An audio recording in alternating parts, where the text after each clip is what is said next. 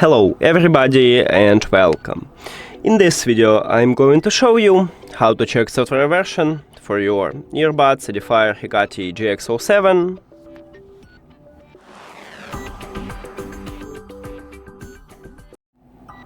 And to check it, we need to use EDIFIER CONNECT application, open it, and if you add your earbuds to the application, you will see the same menu.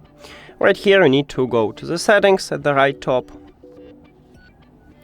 and right here we have firmware version, so you can check it right here. And that's it. Thank you for watching this video. If you found it helpful, please consider subscribing to the channel and leave the like on the video. See you later!